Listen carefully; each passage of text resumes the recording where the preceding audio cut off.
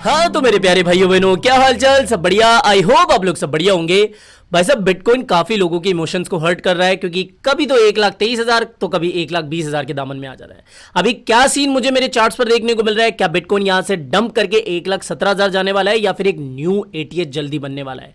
क्या लगता है मुझे? साथ ही मार्केट के भी जो भी इंपॉर्टेंट और इमरजेंसी अपडेट्स निकल के आइए, उनको बड़े आसान लफ्जों में आप तक पहुंचाऊंगा, जिससे कि कोई बिगनर भी होगा ना तो उसको समझ में आ जाएगा कि भैया क्या न्यूज अपडेट अभी ग्लोबल फाइनेंशियल मार्केट में चल रही है और उसका इंपैक्ट क्या क्रिप्टो करेंसी मार्केट पर पड़ने वाला है। समझ गए?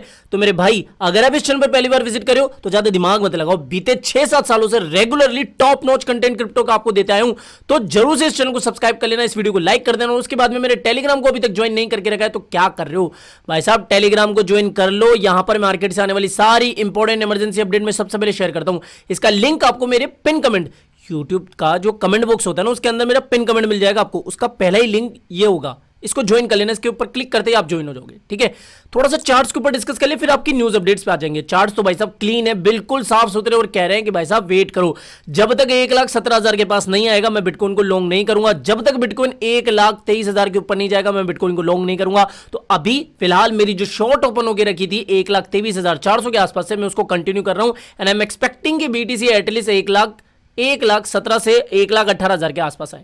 नहीं आया तो कोई दिक्कत नहीं है, मेरा एसएल मेरी एंट्री पॉइंट पर आ गया। मैंने प्रॉफिट भी बुक कर लिया था कल, काफी बड़ा, और मेरा सिर्फ 20% शॉर्ट अभी रनिंग है। तो भाई साहब मैं क्या कर रहा हूं, अभी थोड़ा सा वेट एंड वॉच की सिचुएशन में बिटकॉइन को छोड़ रहा हूं। और अगर आप इसको छोटे टाइम फ्रेम पर भी देखोगे ना, तो बिटकॉइन यही कह रहा है कि भाई साहब थोड़ा सा रुको, मेरे को सांस तो लेने दो, ट्रेड करते रहते हो। या तो बिटकॉइन 1,22,900 यानी कि 23,000 के ऊपर जाए, इस ट्रेड लाइन का ब्रेकआउट करे, तब तो हम एक लॉन्ग पोजीशन बनाएंगे। या फिर एक बार इसका रीटेस्ट कर लेने दो ब्रेकडाउन के बाद में, फिर मक्खन छोड़ बनेगा। और उसका टारगेट आप मान के सकते हो वही जो मैं बता रहा हूं ना, इतना आ जाएगा। ठीक है, ये देख लो, 1,15,000 की लमसम, 1,16,000, 1,15,000। ठीक है, ये मान के चलो। तो भाई साहब अगर बिटकॉइन की कोई भी 4 वाली क्लोजिंग 1,20,700 के नीचे हो जाती है तो एक मक्खन शॉर्ट बनेगा, रिटेस्टिंग के ऊपर शॉर्ट कर देना। समझ में आ गया? तो ये तो होगी ट्रेडर्स की बात। अब मार्केट की कुछ न्यूज अपडेट्स के बारे में बात करें तो क्या क्या खबरें निकल के आई है। देखो, फेड के मिनट्स रिलीज हुए थे, आपको शायद पता भी लग गया होगा। उसके अंदर जो मेन बात थी ना वो यही थी कि साहब जितने भी वहां पे कमेटी मेंबर थे उन्होंने सबने ये तो सहमति जताई कि हाँ इस साल के एंड तक और रेट कट करनी चाहिए। लेकिन जो मेन मुद्दे की बात थी वो ये थी कि कितनी रेट कट होनी चाहिए, क्या 2 क्या 3 रेट कट करी जाए। बस इसी के दौरान थोड़ी सी नोकझोंक, थोड़ी सी बहसबाजी हुई और कुल मिला के मतलब की बात कोई निकल कर नहीं आई। लेकिन हाँ इतना जरूर है कि साल के एंड से पहले और रेट कट देखने को मिल सकती है। जितनी ये सारी अपडेट्स निकल के आई है उनको समझ कर तो यही लग रहा है। समझ में आ गई? तो भाई साहब पहली खबर को बिल्कुल आसान शब्दों में मैंने आपको समझा दिया। दूसरी खबर क्या है, हमारे इंडिया से ही जुड़ी हुई है। कल मुंबई के अंदर फिनटेक फेस्ट था और इसके अंदर पीएम मोदी जी भी आए और उसके अंदर उन्होंने टेक्नोलॉजी के बारे में बात करी। साथ ही उन्होंने ये भी बताया, मैंने यहां पर देखो टेलीग्राम पर भी आपके साथ मॉर्निंग में शेयर कर दिए थे, इसलिए मैं बार बार कहता हूं कि टेलीग्राम को ज्वाइन कर लो। यहां पर उन्होंने ये भी कहा कि आरबीआई द्वारा जो भी डिजिटल करेंसी लाई जा रही है वो एक तरीके से रिवोल्यूशन होने वाला है इंडिया के फाइनेंशियल सिस्टम के अंदर। उन्होंने कोई भी किसी भी तरीके से नेगेटिव बात नहीं करी, उल्टा ये कहा। और हाँ, मैंने बीते कुछ वीडियोस के अंदर बताया है कि भाई साहब आरबीआई भी अपना स्टेबल कॉइन जल्दी लाने वाला है। पीयूष गोयल ने भी इसके हिंट दे दिए। अब तो मोदी जी भी बात कर रहे हैं आरबीआई की जो डिजिटल करेंसी है वो कहीं ना कहीं रिवोल्यूशन ला सकती है इंडियन फाइनेंशियल सिस्टम के अंदर। तो उन्होंने कल ये जो फेस्ट चल रहा था फिनटेक के अंदर, उन्होंने इस तरीके से बात की, थोड़ी सी हिंट दे दिया। ठीक है, तो एक ये खबर निकल के आई। अगली खबर क्या है भाई साहब, ये काफी बड़ी अपडेट है। गाजा वॉर जो कि पिछले 2 सालों से चलती हुई आ रही है, उसको लेकर एक अपडेट निकल के आई। आपको पता ही है कि अमेरिका ठेकेदार बना बैठा है, जब भी कुछ दुनिया में होता है तो वो मध्यस्थ के रूप में काम करता है। तो यहां पर अमेरिकन प्रेसिडेंट डोनाल्ड ट्रंप की तरफ से जो प्लान लाया गया था, पीस प्लान, जिसके अंदर ये क्या कर रहे हैं इजराइल वाले और जो हमास वाले, हमास क्या है एक तरीके का फिलिस्तीनी संगठन है। ठीक है, इन दोनों के बीच में युद्ध चल रहा था। बहुत आसान शब्दों में समझा रहा हूं, समझो इसको भाई साहब। इजराइल जो कि एक कंट्री है, हमास जो कि एक फिलिस्तीनी संगठन है, उन दोनों के बीच में, उनके बीच में 2 सालों से युद्ध चल रहा था। अब उस युद्ध को युद्ध विराम की घोषणा करी थी। कल जो प्रेसिडेंट है डोनाल्ड ट्रंप, वो आए 9 तारीख को, उन्होंने कहा कि भाई साहब पीस प्लान जो है उसको इजराइल ने अप्रूव कर दिया है।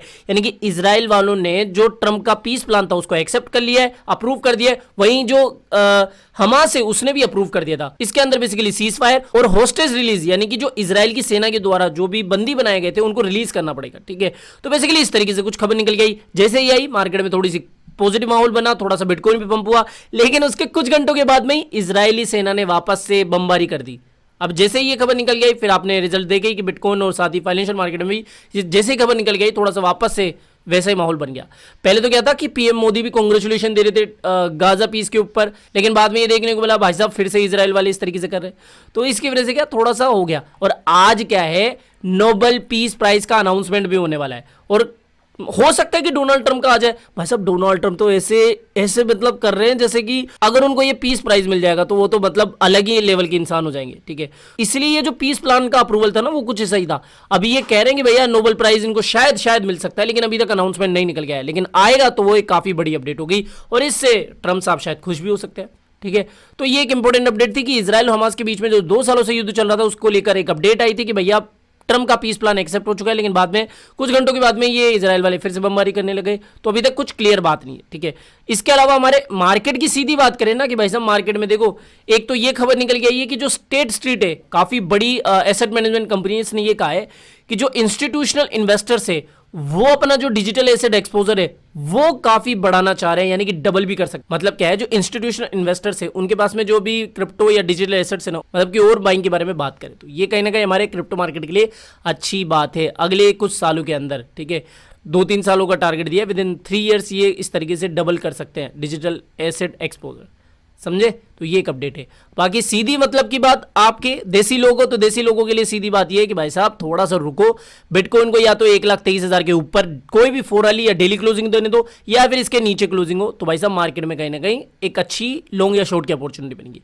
फिलहाल मैं तो शॉर्ट लेके बैठा था, 80% प्रॉफिट भी बुक कर दिया, 20% चलने दे रहा हूँ। एसएल मेरी एंट्री पे आ गया है, इससे मुझे कोई नुकसान नहीं होने वाला है अब, ठीक है। और बाकी न्यू ट्रेड मैंने समझा ही दिया किस तरीके से बन रही है। फिलहाल बीच में टांग मत अड़ाना, बीच में चलती हुई ट्रेन को मत पकड़ना, गिर जाओगे, लॉस हो सकता है, इसलिए मैं कह रहा हूं एक अच्छा सेटअप बन रहा है, सेटअप के अनुसार ट्रेड करो तभी मामला आएगा। और ट्रेड कहां करना है, मैंने 10 बार कह दिया है कि भाई साहब one of the best crypto exchange अभी भी बिंगेक्स बना हुआ है। फिलहाल इनको एफआईयू की तरफ से नोटिस मिला हुआ है, लेकिन हाल फिलहाल ऐसी कोई डरने वाली बात नहीं है। मैंने कल एक और इवेंट का शेयर करा था अपडेट कि भाई साहब यहां पर easy to grab your bonus up to $8,000। मैं इसको अपनी पिन कमेंट के अंदर भी डाल दूंगा, ये भी कुछ दिनों का है, तो जाके इसको जरूर से ज्वाइन कर लो, ठीक है।